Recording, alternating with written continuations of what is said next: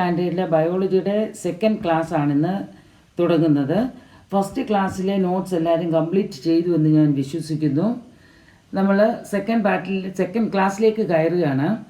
അവിടെ ആദ്യം താരയുടെ ഒരു സംശയമായിട്ടാണ് നമ്മൾ പ്രവേശിക്കുന്നത്. Why is the upper part of the leaf greener than the lower part? ഇലകളിൽ പച്ച നിറം മുകളിൽ കൂടുതലാകാൻ കാരണം എന്തായിരിക്കുമെന്നാണ് സംശയം. അതിന് പല കാരണങ്ങളുണ്ട്. More number of chloroplast are seen on the upper part of the leaf. ലീഫിൻ്റെ മുകൾ ഭാഗത്താണ് കൂടുതലായിട്ട് പച്ച നിറം കാണപ്പെടുന്നത്. കാരണം ക്ലോറോപ്ലാസ്റ്റ് കൂടുതൽ അവിടെയാണ്. This peculiarity helps the plant can absorb maximum amount of sunlight. സൺലൈറ്റിനെ കൂടുതൽ അബ്സോർബ് ചെയ്യാൻ ഈ പച്ച നിറം കൂടുതലുള്ളതുകൊണ്ട് സാധിക്കും. Number of chlorophyll is less in lower part of the leaf.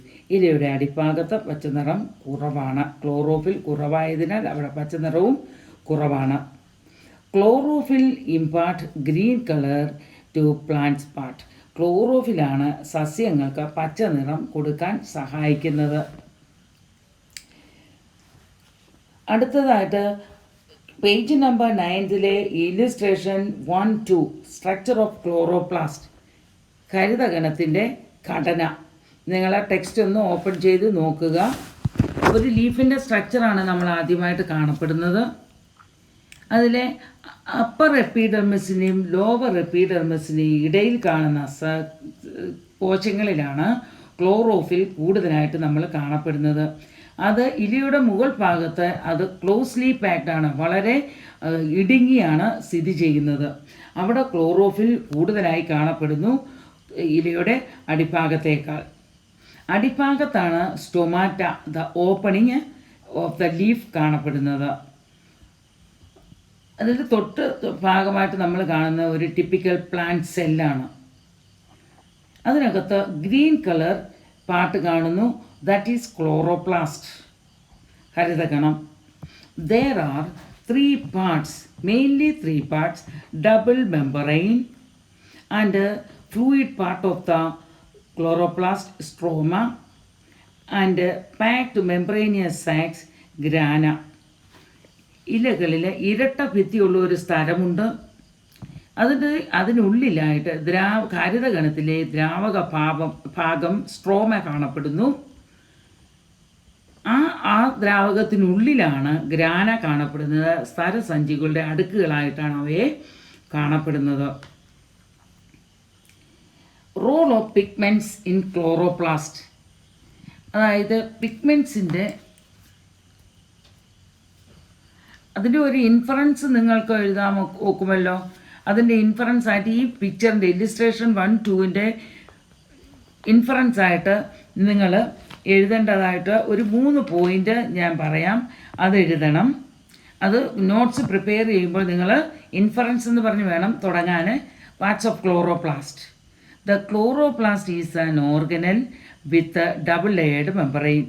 അത് ഒരു ഡബിൾ ലെയർഡ് ഇരട്ട ഭിത്തിയുള്ള ഒരു സ്ഥലം കാണപ്പെടുന്നു. Then fluid part of the chloroplast is stroma and membranous sacs arranged one above the other is grana. The membranous membranes bounded structures joining the grana are the stroma lamellae. അതായത് ഈ ഇരട്ട ഭിത്തിയുള്ള സ്ഥലത്തിനുള്ളിൽ കാണപ്പെടുന്ന സ്ട്രോമയിലെ fluid പാർട്ടും അതിനുള്ളിൽ പാക്കുകളായി കാണപ്പെടുന്ന സരസഞ്ചികളുടെ അടുക്കുകളായി കാണപ്പെടുന്ന സ്ട്രോമയും കാണാം. അവയെ തമ്മിൽ ബന്ധിപ്പിക്കുന്ന ആ ദണ്ടിനെ പറയുന്ന പേരാണ് stroma lamellae. Next is role of pigments in chloroplast. The photosynthesis takes place in chloroplast. It occurs not only in leaves but in region where chloroplast is present.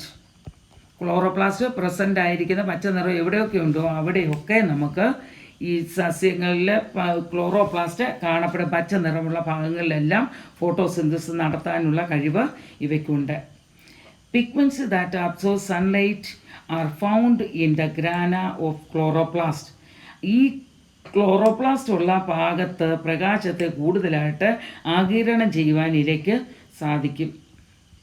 അതിനകത്ത് കാണുന്ന പിഗ്മെൻറ്റ്സ് ആണ് chlorophyll A, chlorophyll B, carotene and xanthophyll. ഈ പിഗ്മെൻറ്റുകൾക്കെല്ലാം തന്നെ പ്രകാശത്തെ ആഗിരണം ചെയ്യുവാനുള്ള കഴിവുണ്ട്. All these pigments can absorb sunlight. Only chlorophyll A can participate directly in photosynthesis. ഫോട്ടോസിന്തസിസിൽ നേരിട്ട് ബന്ധപ്പെടുവാൻ കഴിയുന്നത് ക്ലോറോഫിൽ എയ്ക്ക് മാത്രമേ ഉള്ളൂ. All other pigments absorb sunlight and transfer it to chlorophyll A. ബാക്കി എല്ലാ പിഗ്മെൻറ്റ്സും ക്ലോറോഫിൽ ബിയും കരോട്ടിനും സാന്തോഫിലും പ്രകാശത്തെ ആഗിരണം ചെയ്ത് ക്ലോറോഫിൽ എയ്ക്ക് കൊടുക്കും. ക്ലോറോഫിൽ എ മാത്രം ഫോട്ടോസിന്തസിസ് പാർട്ടിസിപ്പേറ്റ് ചെയ്യുന്നു. Hence they are called accessory pigments. അതുകൊണ്ടാണ് അവയെ അസസറി പിഗ്മെൻറ്റ്സ് എന്ന് പറയുന്നത്. അസസറി പിഗ്മെൻറ്റ്സ് അല്ലെങ്കിൽ സഹായക വർണ്ണങ്ങൾ എന്ന് വിളിക്കുന്നു. ഇതിൻ്റെ തൊട്ട് താഴായിട്ട് നിങ്ങൾക്ക് കുറേ സൂചകങ്ങൾ, ഇൻഡിക്കേറ്റേഴ്സ് തന്നിട്ടുണ്ട്. അതിൻ്റെ ആൻസർ നിങ്ങൾ എഴുതണം. The parts of chloroplast: double membrane, fluid part stroma and packed membranous sacs grana. Second question: pigments in chloroplast: chlorophyll A, chlorophyll B, carotene and xanthophyll. Role of pigments in photosynthesis: ഫോട്ടോസിന്തസിസിൽ ഈ പിഗ്മെൻറ്റ്സിനുള്ള പ്രാധാന്യം എന്താണ്? ആർക്കെങ്കിലും പറയാമോ? Okay. Chlorophyll A participate directly in photosynthesis. Other pigments, chlorophyll B, keratin, xanthophyll, are not to participate in the photosynthesis, but they absorb sunlight and it transfer to chlorophyll A. അതിനകത്തൊരു question ഉണ്ട്, what are accessory pigments? എന്താണ് സഹായക വർണ്ണങ്ങൾ എന്ന് പറയുന്നത്? അടുത്ത ഒരു question എന്ന് പറയുന്നത്, നിങ്ങൾക്ക് ഒരു വർക്ക്ഷീറ്റ് ഞാൻ തരാൻ ഉദ്ദേശിക്കുന്നത്, പ്രകാശ സംശ്ലേഷണത്തിന് കാർബൺ ഡൈ ഓക്സൈഡിനൊപ്പം ജലവും ഇലകളിൽ എത്തേണ്ടതുണ്ട്. ഇവ എങ്ങനെയാണ് ഇലകളിൽ എത്തിച്ചേരുന്നത് എന്ന ഒരു വർക്ക്ഷീറ്റ് ഫ്ലോ ചാർട്ടായിട്ട് നിങ്ങൾക്ക് കാണാം. അത് നിങ്ങൾ ഫില്ല് ചെയ്യേണ്ടതായിട്ടുണ്ട്. Along with carbon dioxide, water should also be reach the leaves for photosynthesis. How do they reach the leaves? Complete the worksheet. അത് ഹോംവർക്കാണ്. ദെൻ നമ്മൾ അടുത്ത പഠിക്കുന്നത് ദ കെമിസ്ട്രി ഓഫ് ഫോട്ടോസിന്തസിസ്. ഫോട്ടോസിന്തസിലെ നമ്മുടെ ഹരിതഗണത്തിൻ്റെ രണ്ട് ഭാഗങ്ങൾ, ഒരു ചേഞ്ചസ് ഇവിടെ വരുന്നുണ്ട്. അതിൽ ഗ്രാനയിലും സ്ട്രോമയിലും വെച്ചാണ് ഇവ നടക്കുന്നത്. ഗ്രാനയിൽ നടക്കുന്ന പ്രവർത്തനത്തിനെ ലൈറ്റ് ഫേസ് എന്നും സ്ട്രോമയിൽ വെച്ച് നടക്കുന്ന പ്രവർത്തനത്തിന് ഡാർക്ക് ഫേസ് എന്നും പറയും. അവിടെ ലൈറ്റ് ഫേസിൽ ലൈറ്റ് ഈസ് യൂസ്ഡ്, പ്രകാശം ആവശ്യമുണ്ട്. ഇവിടെ പ്രവർത്തനങ്ങൾ നടക്കണമെങ്കിൽ പ്രകാശം ആവശ്യമാണ്. അവിടെ when the root absorbs water and it when they reach the leaves in grana, they reach the grana, it split into oxygen and hydrogen. This oxygen is released in the atmosphere and hydrogen reaches to stroma. It is used only in the second part. Light energy, here the light energy is converted to chemical energy. ഇത് chemical energy ആയിട്ട് മാറുകയും it stored in ATP. ഈ എനർജിയെ നമ്മൾ ATPയിൽ store ചെയ്യുകയും ചെയ്യും. But in the dark face it takes place in not in the presence of sunlight. Energy in ATP is used to combine hydrogen and carbon dioxide to produce glucose. ഇവിടുന്ന് split ചെയ്ത് light ഫേസിൽ നിന്ന് split ചെയ്ത് വരുന്ന ഹൈഡ്രജനും നമ്മുടെ leaves absorb ചെയ്തെടുക്കുന്ന carbon dye ഓക്സൈഡും കൂടെ ചേർന്ന് പ്രകാശ സംശ്ലേഷണം നടത്തി ഗ്ലൂക്കോസിനെ പ്രൊഡ്യൂസ് ചെയ്യുന്നു. C6H12O6 ആണ് ഗ്ലൂക്കോസ്. നിങ്ങൾക്ക് ഇത് രണ്ടും കൂടെ ലൈറ്റ് ഫേസും ഡാർക്ക് ഫേസും കൂടെ കമ്പയർ ചെയ്യാനായിട്ട് ഒരു ക്വസ്റ്റ്യൻ ഉണ്ട്. ഇവിടെ ഹരിതഗണത്തിൽ പ്രകാശഘട്ടവും ഇരുണ്ട ഘട്ടവുമുണ്ട്. പ്രകാശഘട്ടം ഗ്രാനയിലും ഇരുണ്ട ഘട്ടം സ്ട്രോമയിലുമാണ് നടക്കുന്നത്. പ്രകാശഘട്ടത്തിലെ പ്രവർത്തനങ്ങൾക്ക് പ്രകാശം ആവശ്യമായിട്ട് വരുന്നു.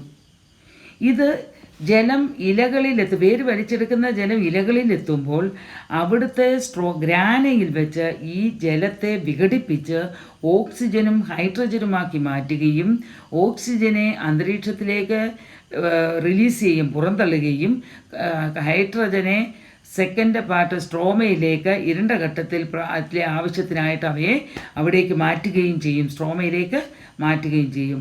പ്രകാശം രാസോർജമായി ATP മോളിക്യൂളിൽ സ്റ്റോർ ചെയ്ത് വെക്കും. എന്തിനു വേണ്ടി? അടുത്ത ഘട്ടത്തിൽ എനർജി ആവശ്യമായിട്ടുണ്ട്. അവിടെ പ്രകാശം ആവശ്യമുണ്ടാകുന്നില്ല, ആ പ്രകാശത്തിൻ്റെ ആവശ്യം ഉണ്ടാകുന്നില്ല. അവിടെ ATPയിലെ ഊർജ്ജം ഉപയോഗിച്ചാണ് ഈ പുറന്തള്ളിയ ജലത്തെ വിഘടിപ്പിച്ച വിഘടിപ്പിച്ച് വരുന്ന ഹൈഡ്രജനും കാർബൺ ഡൈ ഓക്സൈഡ്, ഇലകൾ വലിച്ചെടുക്കുന്ന കാർബൺ ഡൈ ഓക്സൈഡുമായിട്ട് ചേർന്ന് ഗ്ലൂക്കോസിനെ ഇലകൾ നിർമ്മിക്കുന്നു. എവിടെ വെച്ച്? സ്ട്രോമയിൽ വെച്ച്. ഈ രണ്ട് പ്രകാശഘട്ടവും ഇരുണ്ട ഘട്ടവും നിങ്ങൾ കമ്പയർ ചെയ്യേണ്ടതായിട്ടുണ്ട്. അത് നെക്സ്റ്റ് വർക്ക്ഷീറ്റ് 2 ആണത്.